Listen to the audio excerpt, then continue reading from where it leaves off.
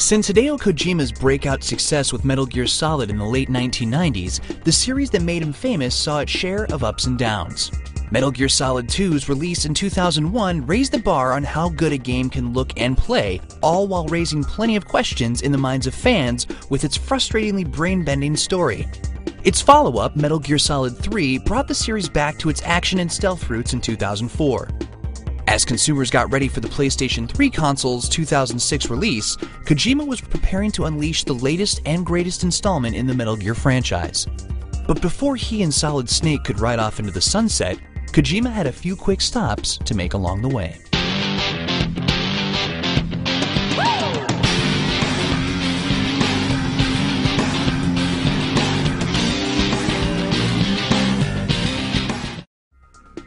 In 2004, the same year Metal Gear Solid 3 came out, Snake was branching out onto other platforms. In March, Konami and developer Silicon Knights teamed up to release Metal Gear Solid: The Twin Snakes for the Nintendo GameCube, a full remake of the original PlayStation classic. Because it was made for a more powerful console, the Twin Snakes offered a significant graphical update from the original. Japanese filmmaker Ryuhei Kitamura was brought on board to create all new cutscenes featuring bullet time sequences and cinematically choreographed fights. The project came about after Nintendo approached Konami with the idea of a remake for the GameCube. Kojima and Nintendo legend Shigeru Miyamoto had apparently long admired each other's work, and jumped at the chance to collaborate on the remake. Later that year, Konami released Metal Gear Acid for the PlayStation Portable. But while it bore the series name and starred Solid Snake, Acid was a radical departure from what had come before. Instead of a traditional action stealth adventure, Acid was a tactical, turn-based trading card game. Likewise, the story had little to do with the previous exploits of Solid Snake, featuring a brand new cast of characters and seemingly taking place outside of the franchise's larger continuity. While Kojima was credited as a producer of Acid, he neither wrote nor directed the game. Even still, Konami released a sequel for the PSP a year later. Then, in 2006, Kojima took a more active role in Metal Gear's next outing on the handheld console, producing and shaping the story for Metal Gear Solid Portable Ops. Unlike Acid's card-based gameplay and non-canonical plot, Portable Ops picked up where Snake Eater had left off, giving players control of Naked Snake in a new tactical action title. While Kojima handed directing duties to Masahiro Yamamoto, one of the producers who'd worked on Acid, the game is considered by fans to have a top-notch story and slick controls with beautiful graphics. Without question, the Metal Gear franchise had become one of the juggernauts of the industry, with fans always clamoring for more. And only 2 years after Sony's PlayStation 3 came out, more was what they'd get. But not without a little drama along the way. Kojima had often toyed with the idea of retiring from the Metal Gear franchise. But when he announced that he'd be passing the directing duties of the new game to his Konami colleague Shuyo Murata, the backlash was severe. Kojima had since revealed that some extreme fans had sent him death threats over the plans to limit his involvement in the new game.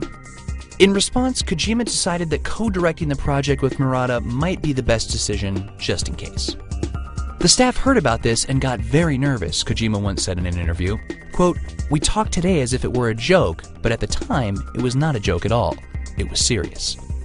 But finally, in 2008, Konami released Metal Gear Solid 4: Guns of the Patriots. Kojima reasoned that because the series had been released on Sony's consoles since the original PlayStation, the game that would wrap up the franchise's story should be exclusive to Sony's new system as well. This was the first game to focus on Solid Snake's story in years, since his last solo game was, well, the original Metal Gear Solid. Gamers had suffered through Sons of Liberty's devastating ride and bait and switch, and while Snake Eater, Acid, and Portable Ops all featured guys named Snake, they still hadn't gotten a chance to see what became of their hero from the franchise's beginnings. But true to form, Kojima wasn't about to give his fans exactly what they wanted. He still had some tricks up his sleeve. Picking up 5 years after Sons of Liberty, this new game, Solid Snake, was showing signs of accelerated aging, appearing on screen with silver hair, a thick mustache, and even an eye patch. Clearly, this was not quite the guy fans were expecting. And while Solid Snake had returned to the forefront, the gameplay offered yet another mixture of the familiar and the strange. Guns of the Patriots put players in the middle of combat war zones and gave the option of utilizing stealth tactics to complete mission objectives, or to join in the mayhem by shooting and fighting their way to achieve their goals.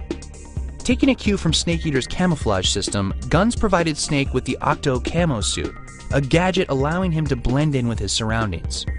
And instead of bringing MGS3's stamina gauge back, Kojima created the Psyche Meter instead. The meter measured how the stress of battle weighed on Snake's well-being. The lower the meter got, the more problems the players would experience, like shaky aim and back pain for the increasingly geriatric hero.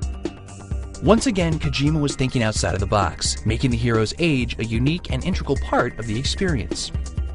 While the gameplay had clearly evolved with its move to the PS3, in other ways Kojima had regressed to some of his older habits that some critics had hoped he'd left behind. Guns of the Patriots had cutscenes. Lots of cutscenes. One critic even estimated that these unplayable sequences comprised roughly half of the entire game experience. While many fans faulted Kojima for getting excessive with his cinematic sensibilities, again, others saw MGS4 as a hybrid work, actually more of a film-game blend than a pure-blood game. Its story, too, was widely regarded as overly complicated and confusing, even though it tackled important philosophical issues such as morality in battle and the military-industrial complex. MGS4 also gave players the opportunity to duke it out with each other through Konami's latest version of Metal Gear Online.